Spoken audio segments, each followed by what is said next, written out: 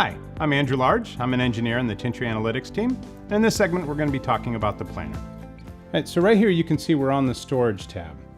Now, what I've done is select 4 of the VM stores that I want to model looking at these as a group. So typically, say if they're all located as one pool in a particular area or something.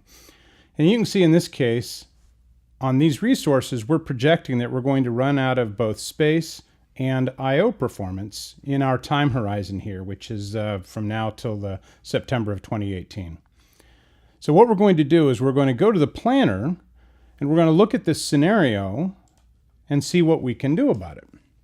So first off, I've come here and I've selected the same set of VM stores that we had on the Storage tab. So now what I'm going to do, and I've also selected the end date, which is the same end date of our window. And so you can see again, we have the same crossing of the 100% here. So I'm going to enter a what if scenario. Now, the first thing when I enter the what if scenario is if we don't like the projected growth rates, I could edit these. In this case, I'm okay with these. I think these represent reality.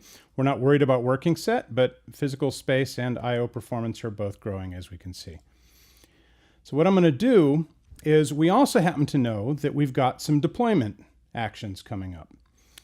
And specifically, we know that we're planning to deploy new VMs on May 1st. And the VMs that we're going to deploy are these big server VMs.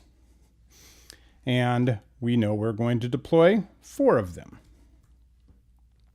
And so you can see what this looks like now as we've accelerated the growth on both of these cases here. And you can see this kind of nonlinear jump here as the deployment event. And so now, in order to handle this, and remember our goal here is that by September 1st to still be okay, what we're going to do is to add a new VM store to this environment and see what that looks like. Before we do that, I want to talk about some of the editing we can do here.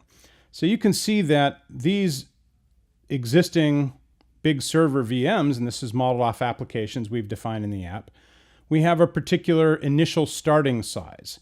If I want, I could go in and edit this starting size. Additionally, if I click on this Advanced tab here, I can see what the expected space savings characteristics of these VMs are and this growth rate.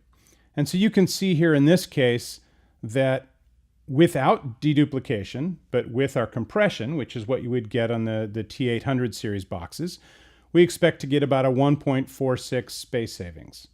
On an all-flash, that's with deduplication, we're expecting to get a little better than 2x. And then here you can see the projected growth rates of these. I'm okay with these. I'm not going to change any of them, so I'll just step out here. So now I'm going to look at deploying or adding a new VM store. And let's say we're going to do this on the 1st of June. And that's going to be, no, that's good. So you can see it drops right there.